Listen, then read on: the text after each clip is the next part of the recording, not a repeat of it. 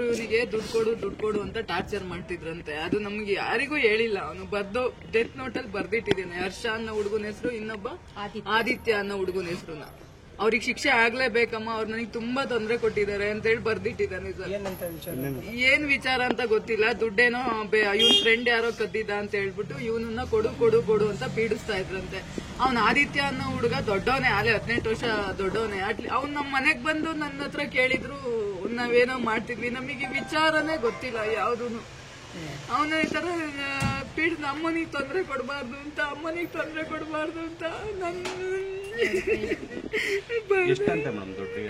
ಎಷ್ಟು 4,000 ಏನೋ ಸರ್.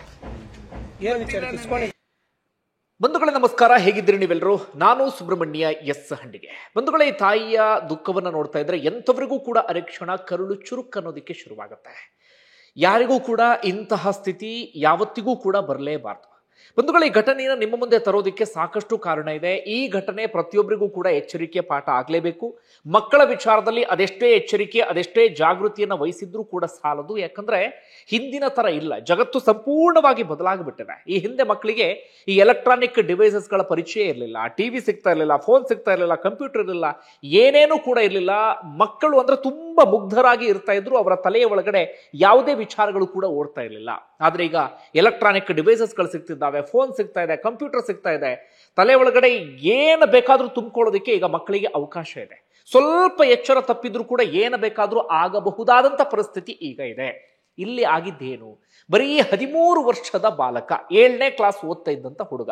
ಯಾವ ಮಟ್ಟಿಗಿನ ತಿಳುವಳಿಕೆ ಇರೋದಕ್ಕೆ ಸಾಧ್ಯ ಹೇಳಿ? 7ನೇ ಕ್ಲಾಸ್ ಓದ್ತಿದ್ದಂತ ಹುಡುಗ ಅಂದ್ರೆ, ಆ 7ನೇ ಕ್ಲಾಸ್ ಹುಡುಗ ಇದೀಗ ಮನೆಯಲ್ಲಿ ಯಾರೂ ಇಲ್ಲದಂತ ಸಂದರ್ಭದಲ್ಲಿ ತನ್ನ ಪ್ರಾಣವನ್ನ ತಾನೇ ತಕ್ಕೊಂಡು ಬಿಟ್ಟಿದ್ದಾನೆ. ಅದು ಕೂಡ ನೇಣಿಗೆ ಶರಣಾಗಬಿಟ್ಟಿದ್ದಾನೆ. ತಕ್ಷಣಕ್ಕೆ ನಂಬೋದಕ್ಕೆ ಬಹಳ ಕಷ್ಟ ಆಗಿಬಿಡುತ್ತೆ. ಯಾಕಂದ್ರೆ ಇತ್ತೀಚೆಗೆ ನನ್ನ ಪ್ರಕಾರ ಇಂಥ ಯಾವುದೇ ಇನ್ಸಿಡೆಂಟ್ ಅನ್ನ ನೋಡಿದ್ದು ನನಗಂತೂ ನೆನಪಾಗ್ತಾ ಇಲ್ಲ.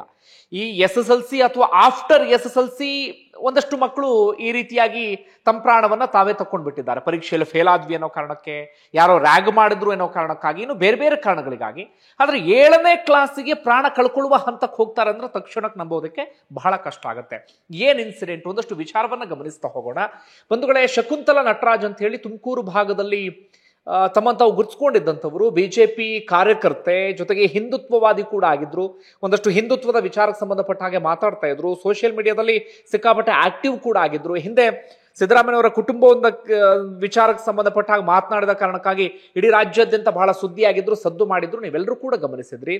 ಅವರೊಂದು ಕಡೆಯಿಂದ ಬಿಜೆಪಿ ಪಕ್ಷದಲ್ಲಿ ಗುರುತಿಸ್ಕೊಂಡಿದ್ರು, ಮತ್ತೊಂದು ಕಡೆಯಿಂದ ಕೃಷಿಯನ್ನು ಕೂಡ ಮಾಡ್ತಾ ಇದ್ರಂತೆ. ಪಪ್ಪಾಯ ಅಂತದೆಲ್ಲವನ್ನು ಕೂಡ ಬೆಳೀತಾ ಇದ್ದಂಥವ್ರು ಶಕುಂತಲಾ ನಟರಾಜ್. ತುಮಕೂರಿನ ವಿಜಯನಗರದ 2ನೇ ಹಂತದಲ್ಲಿ ಅವರ ಮನೆ ಇರುತ್ತೆ. ಅವರ ಮಗ, ನಾನು ಈಗಾಗಲೇ ಹೇಳಿದ ಹಾಗೆ 7ನೇ ಕ್ಲಾಸ್ ಅನ್ನು ಓದ್ತಾ ಇರ್ತಾನೆ ಸರ್ವೋದಯ ಶಾಲೆಯಲ್ಲಿ. ಆತನ ಹೆಸರು ತ್ರಿಶಾಲ್ ಅಂತ ಹೇಳಿ. ಸ್ಕೂಲಿಗೆ ಹೋಗಲ್ಲ ಅಂತ ಹೇಳಿ ಇವತ್ತು ಮನೆಯಲ್ಲೇ ಇದ್ದಂತೆ. ಅಕ್ಕಪಕ್ಕದವರು ಹಾಗೆ ಅವರ ಕಸಿನ್ಸ್ ಯಾರೋ ಶಾಲೆಗೆ ಕರೆದ ಸಂದರ್ಭದಲ್ಲಿ ಆತ ಹೇಳ್ತಾನಂತ, ಇಲ್ಲ ನಾನು ಶಾಲೆಗೆ ಬರೋದಿಲ್ಲ ಅಂತ ಹೇಳಿ. ಅವರೆಲ್ಲರೂ ಕೂಡ ತಮ್ಮ ಪಾಡಿಗೆ ತಾವು ಸ್ಕೂಲ್ಗೆ ಹೋಗಿದ್ದಾರೆ. ಅದಾದ ಬಳಿಕ ಮನೆಯಲ್ಲಿ ಯಾರೂ ಇರ್ಲಿಲ್ವಲ್ಲ, ಅವ್ರ ತಾಯಿ ಹೊಲಕ್ಕೆ ಹೋಗಿರ್ತಾರೆ, ತಮ್ಮ ಪಾಡಿ ತಾವು ಕೆಲಸಕ್ಕೆ ಹೋಗಿರ್ತಾರೆ. ಮನೆಯಲ್ಲಿ ಯಾರೂ ಇಲ್ಲದಂತ ಸಂದರ್ಭದಲ್ಲಿ ಆತ ಪ್ರಾಣವನ್ನ ಕಳ್ಕೊಂಡು ಬಿಟ್ಟಿದ್ದಾನೆ. ಕೊನೆಯದಾಗ ಒಂದು ಲೆಟರ್ನ ಬರೆದಿಟ್ಟು ಹೋಗಿದ್ದಾನೆ. ಆ ಲೆಟರ್ನ ನೋಡಿದಾಗ ಅವ್ರ ತಾಯಿಗೆ ಸ್ವಲ್ಪ ಮಟ್ಟಿಗೆ ಕ್ಲಾರಿಟಿ ಸಿಕ್ಕಿದೆ. ಅವನ ಬದುಕಲ್ಲಿ ಏನಾಗ್ತಾ ಇತ್ತು ಅಥವಾ ಯಾವ ಕಾರಣಕ್ಕಾಗಿ ಹೀಗೆ ಮಾಡ್ಕೊಂಡ ಅಂತ. ಈ ಕ್ಷಣಕ್ಕೂ ಕೂಡ ಸರಿಯಾದ ರೀತಿಯಲ್ಲಿ ಯಾರಿಗೂ ಕೂಡ ಕ್ಲಾರಿಟಿ ಸಿಗ್ತಾ ಇಲ್ಲ. ಆದ್ರೆ ಅವ್ರ ತಾಯಿ ಹೇಳೋ ಪ್ರಕಾರ ಒಂದಷ್ಟು ಹುಡುಗರು, ಒಬ್ಬ 18 ವರ್ಷದ ಹುಡುಗ ಅಂತೆ, ಮತ್ತೊಬ್ಬ ಎಷ್ಟೋ ವಯಸ್ಸಿನ ಹುಡುಗ ಅಂತೆ, ಅವರಿಬ್ರೇನೋ 4,500 ರೂಪಾಯಿ ಹಣ ಕೊಡುವಂತ ಈತನನ್ನ ಪೀಡಿಸ್ತಾ ಇದ್ರಂತೆ. ಅವರೆಲ್ಲೋ ಹಣವನ್ನ ಕದ್ದಿದ್ರಂತೆ. ಆ ಹಣವನ್ನ ಈತನಿಂದ ಪಡ್ಕೊಳ್ಳುವಂತ ಕೆಲಸವನ್ನ ಮಾಡ್ತಾ ಇದ್ರಂತೆ. ಈತನಿಗೆ ಹೆದರಿಸ್ತಾ ಇದ್ರಂತೆ, ಬೆದರಿಸ್ತಾ ಇದ್ರಂತೆ. ಅದೇನೋ ಇನ್ನೂ ಕೂಡ ಕ್ಲಾರಿಟಿ ಸಿಗ್ತಾ ಇಲ್ಲ. ಒಟ್ಟಾರೆಯಾಗಿ ಯಾವುದೋ ಹಣಕಾಸಿನ ವಿಚಾರಕ್ಕೆ ಸಂಬಂಧಪಟ್ಟ ಹಾಗೆ ಈ ಹುಡುಗ ಹೆದರಿದ್ದ ಅನ್ನೋದು ಗೊತ್ತಾಗ್ತಾ ಇದೆ. ಮತ್ತೊಂದು ಕಡೆಯಿಂದ ಯಾವುದೋ ಪಾರಿವಾಳ ಹಿಡಿಯೋದಿಕ್ಕೆ ಹೋಗ್ತಾ ಇದ್ರಂತೆ ಇವರೆಲ್ಲರೂ ಕೂಡ. ಮನೇಲೂ ಕೂಡ ಹೆದರಿಸಿದ್ರಂತೆ, ಅದಕ್ಕೆ ಹೋಗ್ಬೇಡ ಅಂತ ಹೇಳಿ. ಆ ವಿಚಾರಕ್ಕೆ ಸಂಬಂಧಪಟ್ಟ ಹಾಗೆಯೂ ಕೂಡ ಸಣ್ಣ ಪುಟ್ಟದಾಗ ಹುಡುಗರ ನಡುವೆ ಏನೋ ಗಲಾಟೆ ಅಂತದೆಲ್ಲವೂ ಕೂಡ ಆಗಿತ್ತಂತೆ. ಒಟ್ಟಾರೆಯಾಗಿ ಇಂತಹ ವಿಚಾರಗಳು ಆತನ ತಲೆ ಒಳಗಡೆ ಓಡೋದಕ್ಕೆ ಶುರುವಾಗಿತ್ತು. ವಿಪರೀತ ಒತ್ತಡದಲ್ಲಿ ಇದ್ದ ಅಂತ ಕಾಣುತ್ತೆ ಆತ. ಒಟ್ಟಾರೆಯಾಗಿ ಇದೆಲ್ಲದಕ್ಕೂ ಕೂಡ ಭಯಪಟ್ಟು ಆತ ಪ್ರಾಣ ಕಳ್ಕೊಳ್ಳುವ ಹಂತಕ್ಕೆ ಹೋಗ್ಬಿಟ್ಟಿದ್ದಾನೆ. ಬಂಧುಗಳು, ಯೋಚನೆ ಮಾಡಿ, ಆ ವಯಸ್ಸಿನ ಹುಡುಗ ತನ್ನ ಪ್ರಾಣವನ್ನ ತಾನು ಕಳ್ಕೊಳ್ಬೇಕು ಅಂತ ಯೋಚನೆ ಮಾಡ್ತಾನೆ ಅಂದ್ರೆ ಅದು ಯಾವ ಪರಿಯಾದಂಥ ಒತ್ತಡಕ್ಕೊಳಗಾಗಿದ್ನೋ, ಅದು ಯಾವ ರೀತಿ ಸಂಕಟದಲ್ಲಿದ್ನೋ, ಅದು ಯಾವ ನೋವಲ್ಲಿದ್ನೋ ಗೊತ್ತಿಲ್ಲ. ಅದೇ ಆ ಹುಡುಗನಿಗೆ ಇನ್ನೊಂದು 2-3 ವರ್ಷ ಜಾಸ್ತಿ ಆದ್ಮೇಲೆ ಇದು ದೊಡ್ಡ ಸಮಸ್ಯೆ ಅನ್ಸೋದೇ ಇಲ್ಲ. ಅಯ್ಯೋ ಇದು ಯಾವುದೊಂದು ಸಿಲ್ಲಿ ರೀಸನ್ ಅಂತ ಅನ್ಸೋದಕ್ಕೆ ಶುರುವಾಗುತ್ತೆ. ಆದ್ರೆ ಆ ವಯಸ್ಸಿಗೆ, ಅಂದ್ರೆ ಈ ವಯಸ್ಸಿಗೆ ಆತನಿಗೆ ಅದೇ ದೊಡ್ಡ ಸಮಸ್ಯೆ ಆಗಿ ಕಾಡಿದೆ ಅಂತ ಕಾಣುತ್ತೆ. ಒಟ್ಟಾರೆ ಪ್ರಾಣವನ್ನು ಕಳ್ಕೊಂಡು ಬಿಟ್ಟಿದ್ದಾನೆ. ಅವರ ಮನೆಯವರಿಗೆ ಜೀವನ ಪರ್ಯಂತ ನೋವು ಉಣ್ಣುವ ರೀತಿಯಲ್ಲಿ ಮಾಡಿ ಹೋಗ್ಬಿಟ್ಟಿದ್ದಾನೆ ಈ ಹುಡುಗ. ಏನು ಹೇಳಬೇಕು ಗೊತ್ತಾಗ್ತಾ ಇಲ್ಲ. ಅದರಲ್ಲೂ ಕೂಡ ಅದು ಹೇಗೆ ನನಗೆ ಅರ್ಥನೇ ಆಗ್ತಾ ಇಲ್ಲ. ಅಂದರೆ ನೇಣು ಹಾಕೊಳ್ಬಹುದು, ಹೀಗೂ ಪ್ರಾಣ ಕಳ್ಕೊಳ್ಬಹುದು, ಈ ಐಡಿಯಾ ಎಲ್ಲವೂ ಹೇಗೆ ಬರುತ್ತೋ, ಏನು ಸಿನಿಮಾಗಳನ್ನು ನೋಡುವ ಮೂಲಕವೋ ಅಥವಾ ಫೋನ್ ಎಲ್ಲವೂ ಕೂಡ ಮಕ್ಕಳ ಕೈಗೆ ಈಸಿಯಾಗಿ ಸಿಗ್ತಾ ಇದೆ, ಅದರಲ್ಲಿ ಬರುವಂಥ ವಿಡಿಯೋಗಳ ಮೂಲಕವೋ ಎಲ್ಲೋ ಗೊತ್ತಿಲ್ಲ. ಆ ಎಲ್ಲ ಐಡಿಯಾಗಳು ಕೂಡ ಚಿಕ್ಕ ವಯಸ್ಸಿಗೆ ಮಕ್ಕಳಿಗೆ ಬರೋದಕ್ಕೆ ಶುರುವಾಗಿದೆ. ಅದು ಹೇಗೆ ಅಂತ ನನಗೆ ಈ ಕ್ಷಣಕ್ಕೂ ಕೂಡ ಅದನ್ನು ಅರಗಿಸಿಕೊಳ್ಳೋದಕ್ಕೂ ಸಾಧ್ಯ ಆಗ್ತಿಲ್ಲ, ಅದನ್ನು ಕಲ್ಪನೆ ಮಾಡಿಕೊಳ್ಳೋದಕ್ಕೂ ಕೂಡ ಸಾಧ್ಯ ಆಗ್ತಿಲ್ಲ. ಒಟ್ಟಾರೆಯಾಗಿ ಆ ಹುಡುಗ ಹೊರಟೋಗ್ಬಿಟ್ಟಿದ್ದಾನೆ. ಬಂಧುಗಳೇ, ನಾನು ಆಗಲೇ ಹೇಳಿದ ಹಾಗೆ ಈ ವಿಚಾರ ಪ್ರತಿಯೊಬ್ಬರ ಬದುಕಿಯೂ ಕೂಡ ಪಾಠ ಆಗಲೇಬೇಕು. ಯಾಕಂದ್ರೆ ನಾನು ಆರಂಭದಲ್ಲೇ ಹೇಳಿದ ಹಾಗೆ ಈ ಹಿಂದೆ ಮಕ್ಕಳಿಗೆ ಯಾವುದೂ ಕೂಡ ಕೈಗೆ ಸಿಗ್ತಾ ಇರಲಿಲ್ಲ. ಉದಾಹರಣೆಗೆ ನಮ್ಮ ಜನರೇಷನ್ ಮಕ್ಕಳಿಗೆ, 90s ಕಿಡ್ಸ್ ಅಂತ ಕರಿತೀವಲ್ಲ, ನಮ್ಮ ಜನರೇಷನ್ ಮಕ್ಕಳಿಗೆ ಫೋನ್ ಇರಲಿಲ್ಲ, ಕಂಪ್ಯೂಟರ್ ಇರಲಿಲ್ಲ, ನಮಗೆ ಟಿವಿಯೂ ಕೂಡ ಇರಲಿಲ್ಲ. ಹೀಗಾಗಿ ಹೊರ ಜಗತ್ತಿನ ಬೇರೆ ಪರಿಚಯವೇ ನಮಗಿರಲಿಲ್ಲ. ನಮ್ಮದೇ ಆದಂಥ ಒಂದು ಮುಗ್ಧ ಲೋಕ, ನಮ್ಮದೇ ಆದಂಥ ಒಂದು ಸಣ್ಣ ಲೋಕದಲ್ಲಿ ನಾವಿದ್ವಿ. ಹೀಗಾಗಿ ಬೇರೆ ಆಲೋಚನೆಗಳು ಕೂಡ ನಮಗೆ ಬರ್ತಾ ಇರಲಿಲ್ಲ.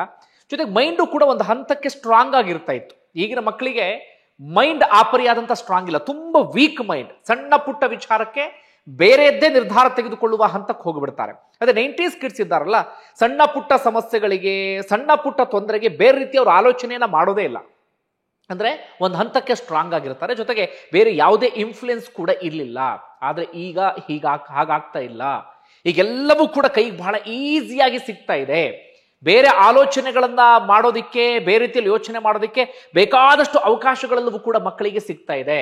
ಹೀಗಾಗಿ ಮಕ್ಕಳ ವಿಚಾರದಲ್ಲಿ ನಾವು ಜಾಗೃತಿ ವಹಿಸಲೇಬೇಕು. ಒಂದು, ಮಕ್ಕಳು ಯಾರ ಸಹವಾಸವನ್ನ ಮಾಡ್ತಿದ್ದಾರೆ, ಮಕ್ಕಳ ಸುತ್ತಮುತ್ತ ಎಂಥವರಿದ್ದಾರೆ, ಮಕ್ಕಳನ್ನ ಯಾರಾದ್ರೂ ಹೆದರಿಸ್ತಿದ್ದಾರಾ, ಬೆದರಿಸ್ತಿದ್ದಾರಾ, ಮಕ್ಕಳು ಬೇರೆ ಕಡೆಗೆ ಏನಾದ್ರೂ ಅಟ್ರಾಕ್ಟ್ ಆಗ್ತಿದ್ದಾರಾ, ಮಕ್ಕಳು ಬೇರೆ ಚಟುವಟಿಕೆಗಳಲ್ಲಿ ತಮ್ಮಂತಾವು ಗುರ್ಸ್ಕೊಳ್ತಾ ಇದ್ದಾರಾ, ಪ್ರತಿನಿತ್ಯ ಏನು ಮಾಡ್ತಿದ್ದಾರೆ, ಶಾಲೆಯಲ್ಲಿ ಏನು ಮಾಡ್ತಿದ್ದಾರೆ, ಮಕ್ಕಳ ಬ್ಯಾಗ್ನಲ್ಲಿ ಏನಿದೆ, ಇದೆಲ್ಲವನ್ನು ಕೂಡ ಇದೀಗ ಪರಿಶೀಲಿಸಲೇಬೇಕಾದಂತ ಅನಿವಾರ್ಯ ಪರಿಸ್ಥಿತಿ ಎದುರಾಗ್ಬಿಟ್ಟಿದೆ. ಈ ಹುಡುಗನ ವಿಚಾರದಲ್ಲಿ ಅವ್ರ ತಾಯಿ ಹಾಗೆ ಮಾಡಿಲ್ಲ ಅಂತ ನಾನು ಹೇಳ್ತಾ ಇಲ್ಲ, ಅವರೆಲ್ಲವನ್ನು ಕೂಡ ಮಾಡಿರಬಹುದು, ಕೊನೆಗೆ ಅವ್ರು ಯೋಚನೆ ಮಾಡದ ರೀತಿಯಲ್ಲಿ ಹೀಗಾಗಿರಬಹುದು. ಆದ್ರೆ ನಾನು ಜನರಲ್ ಆಗಿ ಹೇಳ್ತಿರುವಂತ ವಿಚಾರ. ಯಾಕಂದ್ರೆ ಈ ರೀತಿಯಾಗಿ ನಾವು ಎಚ್ಚರಿಕೆಯನ್ನು ವಹಿಸಿಲ್ಲ ಅಂದ್ರೆ ಏನು ಬೇಕಾದ್ರೂ ಆಗುವಂತ ಸಾಧ್ಯತೆ ಇದೆ. ಹೀಗಾಗಿ ಸದಾ ಕಾಲ ಮಕ್ಕಳ ವಿಚಾರದಲ್ಲಿ ಎಚ್ಚರಿಕೆಯಿಂದ ಇರಲೇಬೇಕು. ಅದರಲ್ಲೂ ಕೂಡ ಬಹಳ ದೊಡ್ಡ ಎಡವಟ್ಟು ಅಂದ್ರೆ ಸಹವಾಸ ದೋಷ. ಒಂದಷ್ಟು ಮಕ್ಕಳಂತೂ ವಿಪರೀತ ಹಂತಕ್ಕೆ ಹೋಗ್ಬಿಟ್ಟಿರ್ತಾರೆ. ಅವ್ರು ಯಾವ ಮಕ್ಕಳನ್ನು ಯಾವ ರೀತಿ ಬೇಕಾದ್ರೂ ಹಾಳು ಮಾಡೋದಕ್ಕೆ ರೆಡಿ ಇರ್ತಾರೆ, ಯಾವ ರೀತಿ ಬೇಕಾದ್ರೂ ಇನ್ನೊಬ್ಬರ ಬದುಕನ್ನ ಸರ್ವನಾಶ ಮಾಡೋದಕ್ಕೆ ರೆಡಿ ಇರ್ತಾರೆ. ಹೀಗಾಗಿ ನಿಮ್ಮ ಮಕ್ಕಳು ಯಾರು ಸಹವಾಸ ಮಾಡ್ತಿದ್ದಾರೆ, ಮಕ್ಕಳ ಫ್ರೆಂಡ್ಸ್ ಯಾರು, ಆ ನಿಟ್ಟಿನಲ್ಲಿ ದಯವಿಟ್ಟು ಯೋಚನೆ ಮಾಡಿ. ಜೊತೆಗೆ ಮಕ್ಕಳ ಮೈಂಡ್ ಅನ್ನ ಆದಷ್ಟು ಸ್ಟ್ರಾಂಗ್ ಮಾಡಿ. ತುಂಬಾ ವೀಕ್ ಆಗೋದಿಕ್ಕೆ ಅವಕಾಶವನ್ನ ಮಾಡ್ಕೊಡ್ಬೇಡಿ. ಯಾಕೋ ಏನೋ ಗೊತ್ತಿಲ್ಲ, ತುಂಬಾ ವೀಕ್ ಆಗ್ತಿದ್ದಾರೆ ಮಕ್ಕಳು ಇತ್ತೀಚೆಗಂತೂ. ಸಣ್ಣ ಪುಟ್ಟ ವಿಚಾರಕ್ಕೆ ನಲುಗಿ ಹೋಗಿಬಿಡ್ತಾರೆ, ಸಣ್ಣ ಪುಟ್ಟ ವಿಚಾರಕ್ಕೆ ವಿಪರೀತ ಆಲೋಚನೆಗೆ ಹೋಗಿಬಿಡ್ತಾರೆ, ಅಥವಾ ಬೇರೆ ನಿರ್ಧಾರವನ್ನೇ ತಗೊಂಡು ಬಿಡ್ತಾರೆ. ಹೀಗಾಗಿ ಮಕ್ಕಳ ಮೈಂಡ್ ಸ್ಟ್ರಾಂಗ್ ಆಗುವ ನಿಟ್ಟಿನಲ್ಲೂ ಕೂಡ ನೀವೆಲ್ಲ ಬೇರೆ ರೀತಿಯಲ್ಲಿ ಯೋಚನೆಯನ್ನ ಮಾಡಲೇಬೇಕಾಗತ್ತೆ. ಒಟ್ಟಾರೆಯಾಗಿ ನಡಿಬಾರದಂತ ಒಂದು ಇನ್ಸಿಡೆಂಟ್ಗೆ ತುಮಕೂರು ಸಾಕ್ಷಿಯಾಗಿದೆ. ತಾಯಿಗಂತೂ ಅರಗಿಸ್ಕೊಳ್ಳೋಕೆ ಸಾಧ್ಯವೇ ಇಲ್ಲ ಬಿಡಿ. ಜೀವನ ಪರ್ಯಂತ ಪುತ್ರ ಶೋಕಂ ನಿರಂತರಂ ಎಂತೀವಲ್ಲ, ಆ ರೀತಿಯಾಗಿ ನಿರಂತರ ಕಾಡ್ತಾನೆ ಇರುತ್ತೆ. ಅದು ಕೂಡ ಹೊತ್ತು ಸಾಕಿ ಬೆಳೆಸಿ ಇಷ್ಟು ಎತ್ತರಕ್ಕೆ ಮಗನನ್ನ ಮಾಡಿದ ನಂತರ ಮಗ ಈ ರೀತಿಯಾಗಿ ಪ್ರಾಣ ಕಳ್ಕೊಳ್ತಾನೆ ಅಂದ್ರೆ ಅದನ್ನು ಬೇರೆ ರೀತಿಯಲ್ಲಿ ನಾವು ಆಲೋಚನೆ ಮಾಡೋಕ್ಕೂ ಕೂಡ ಸಾಧ್ಯ ಆಗೋದಿಲ್ಲ. ಸದ್ಯ ಕ್ಲಾರಿಟಿ ಸಿಗ್ತಾ ಇಲ್ಲ. ಯಾವುದೋ 4,500 ರೂಪಾಯಿ ಹಣದ ವಿಚಾರಕ್ಕೆ ಅವರ ನಡುವೆ ಕಿತ್ತಾಟ ಆಗಿತ್ತಂತೆ, ಹೆದರಿಸ್ತಾ ಇದ್ರಂತೆ ಒಂದಷ್ಟು ಹುಡುಗರು. ಪಾರಿವಾಳದ ವಿಚಾರಕ್ಕೆ ಏನೋ ಸಣ್ಣದಾಗಿ ಗಲಾಟೆ ಮಾಡ್ಕೊಂಡಿದ್ರಂತೆ, ಏನೋ ಪಾರಿವಾಳ ಹಿಡಿಯೋಕೆ ಹೋಗ್ತಾ ಇದ್ರಂತೆ, ಆ ಪಾರಿವಾಳದ ಜೂಜು ಅಂತದೆಲ್ಲವೂ ಕೂಡ ಇರುತ್ತಲ್ಲ, ಅದಕ್ಕೇನೋ ಹಿಡಿಯೋಕೆ ಹೋಗ್ತಾ ಇದ್ರಂತೆ. ಇಂಥದ್ದೆಲ್ಲವೂ ಕೂಡ ಆ ಹುಡುಗನ ಪ್ರಾಣವನ್ನ ತಗೊಂಡು ಹೋಗ್ಬಿಡ್ತು. ಆತನ ಪ್ರಾಣವನ್ನಂತೂ ವಾಪಸ್ ತರೋದಕ್ಕೆ ಸಾಧ್ಯ ಇಲ್ಲ. ದಯವಿಟ್ಟು ಬೇರೆ ಮಕ್ಕಳು ಹೀಗಾಗದ ರೀತಿಯಲ್ಲಿ ಪೋಷಕರು ಆದಷ್ಟು ಎಚ್ಚರಿಕೆಯನ್ನು ವಹಿಸಿ. ಧನ್ಯವಾದ. ಇನ್ನು ಹೆಚ್ಚೇನು ಹೇಳಕ್ ಹೋಗೋದಿಲ್ಲ, ಒಂದು ಜಾಗೃತಿ ಮೂಡ್ಲಿ ಎನ್ನುವ ಕಾರಣಕ್ಕಾಗಿ ಈ ವಿಡಿಯೋನ ನಿಮ್ಮ ಮುಂದಿಟ್ಟೆ. Thank you.